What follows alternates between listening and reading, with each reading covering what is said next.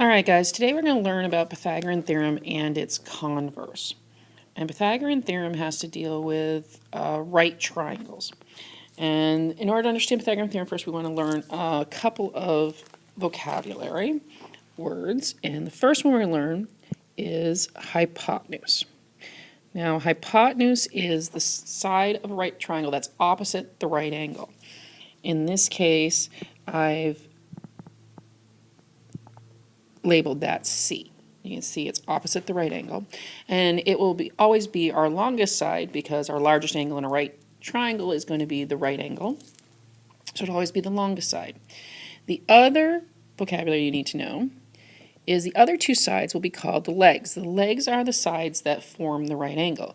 In this case, I've labeled it A and B are your legs. These are both legs. And you can see between them, they form that right angle. All right. Now, it's really important that you know this vocabulary because that is key to the Pythagorean theorem. The Pythagorean theorem is a squared plus b squared equals c squared, okay? Which basically means the sum of the square of the legs, and a and b will always be legs, will be equal to the square of the hypotenuse. And that is always true in a right triangle. And that can come in really handy because if you know any two sides of a right triangle, you can find the third using Pythagorean theorem. So let's try a couple of examples to show that this does work. All right, now in example 1, we have a right triangle. And we are missing a side, in this case, C. So what we want to do is use that Pythagorean theorem to find that missing side. So the first thing you'd want to do is write down your Pythagorean theorem, a squared plus b squared equals c squared. Okay. Now, you really got to think about what you know. In this case, we actually know both the legs. You can see 8 and 15 make up that right. Those sides make up that right angle. So we'd have to do 8 squared plus 15 squared should equal c squared. You see, c is that side opposite that right angle. Okay. And then it's a case of solving for c. Okay. You do 8 squared, which is 64, plus 15 squared, which is 225, equals c squared. And we'd have to add, it would be 289 equals c squared. And then you guys know once you isolate something that's squared, you can take the square root of each side. So we can take the square root of 289 and take the square root of c squared to get c equal to 17. Okay. Just so happens 289 is a perfect square. All right. So here in example 2, we are missing b. Okay, so you start out a squared plus b squared equals c squared. Okay, so 2 is a leg, so it can go in position for either a or b. In this case, I had already named the other leg a, so I'm going to do 2 squared plus b squared. And again, 7 is our hypotenuse, so we're going to put that in the c position. The hypotenuse always has to go in the c position. So we have 7 squared. So we have 4 plus b squared equals 49. We subtract 4. We get b squared equal to 45. Okay, so I'm going to take the square root of b squared and the square root of 45. So we're going to get b equal to, and we should really simplify that square root of 45, which would be the square root of 9 times the square root of 5, or 3 root 5. Now, if we were working with Pythagorean theorem out in the real world, we could use a calculator and actually find the square root of 45 and probably round it. For like our tests and quizzes, I'll just expect you guys to simplify it to like the 3 root 5. So let's look at example 3. A right triangle has one leg that is 3 inches longer than the other. The hypotenuse is 15 inches. Find the missing lengths. Sometimes it helps with something like this to draw yourself a picture, get a visual. Okay, it says a right triangle, so let's draw a right triangle. Okay, and it says one leg is 3 inches longer than the other leg. All right, and the hypotenuse is 15 inches. Well, so the hypotenuse I know is opposite the right angle, so I'm going to label that 15 inches. So I'm basically going to let x equal one leg. Okay, and then it says as one leg that's 3 inches longer than the other, so I'm going to let x plus 3 equal the other leg. So we have x and x plus 3. So what we want to do is we want to form an equation, and it's going to be based on Pythagorean theorem, a squared plus b squared equals c squared.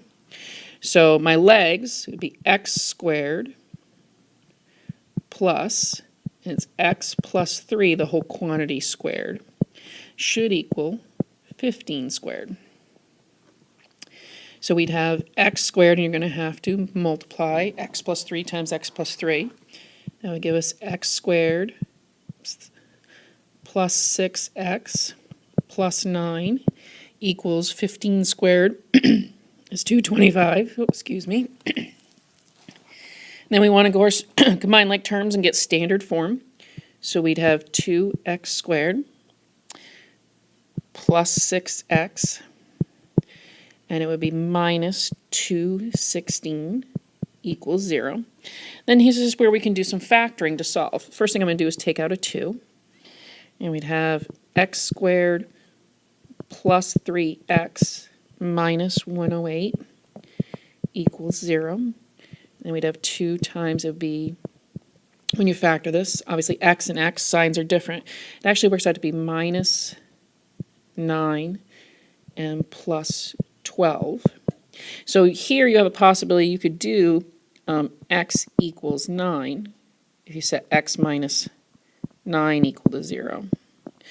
And you could set x plus 12 equal to 0. You'd have x equal to negative 12. Now what I can do in this real life situation is I can immediately discount x equals negative 12 because I can't have a side of a triangle be negative. So obviously it has to be x equals 9 for one leg. Then it's very easy to find x plus 3 equals 12 is your other leg. And you could always check yourself by plugging it into Pythagorean theorem. 9 squared plus 12 squared should equal 15 squared. Well, is 81 plus 144 equal to 225? And it is. It does check. All right. Now we're going to talk about the converse of the Pythagorean theorem, which states that if a triangle has lengths a, b, and c, such that a squared plus b squared equals c squared, then the triangle is a right triangle. Basically, it's saying if you know the sides of a triangle and they work in Pythagorean theorem, then you know that it is a right triangle. So in example 4, you notice a and b, it says determine whether the lengths are sides of a right triangle. So basically what you're going to do is you're going to take those sides and you're going to plug them into Pythagorean theorem. And what you'll have to plug them into a squared plus b squared equals c squared. And what you just always have to remember is whatever the longest length is, that has to fit in for your hypotenuse. So here we could do 0.5 or 5/10 squared plus 8/10 squared should equal 1 squared. Well, this would be 25 hundredths plus 64 hundredths equal to 1. Well, that's basically 89 hundredths equal to 1. So that's really not equal. So is this a right triangle? We would say no, it's not a right triangle. And then we kind of have the proof here to back it up. So let's try example B. We would have to do our a squared plus b squared equals c squared. Now, 29 is the longest side, so that has to fit in for the hypotenuse. Don't always assume just go from left to right. Okay, happens it's furthest right, but double check to make sure the longest side fits in for the hypotenuse. Okay, so we could plug in 21 squared plus 20 squared. You could do 20 squared plus 21 squared. Addition's commutative, really doesn't matter the order for the legs. All right, which would give us 441 when you square 21. And 400 for 20 squared. 29 squared is 841. Well, 841 does equal 841, so we would say yes, this is a right triangle. Okay. Now, we can also apply this to kind of some real life situations. Okay. Looking at like a baseball diamond, okay, and playing baseball, what is the distance between home plate and second base? So if we say, like obviously home plate down here, oops, and second base is here. We got first, second, and third if you play any baseball or softball at all. All right. Well, what is the distance between home plate and second base? Well, in a regulation major league, the distance between home plate and first is 90 feet. Okay. Also, the distance between all the bases really is 90 feet all the way around. All right. So we can figure out the distance between home plate and second base because we can picture drawing a line. Okay. If you know anything about baseball, you know the catcher will often have to throw a ball to second base, either to the shortstop or second baseman to catch somebody running. So how far does that catcher have to throw? We can figure that out using Pythagorean theorem, because basically what we have here at first base is a right angle, and this throw is the hypotenuse of that right triangle that's formed. So we can apply Pythagorean theorem here. A squared plus b squared will equal c squared.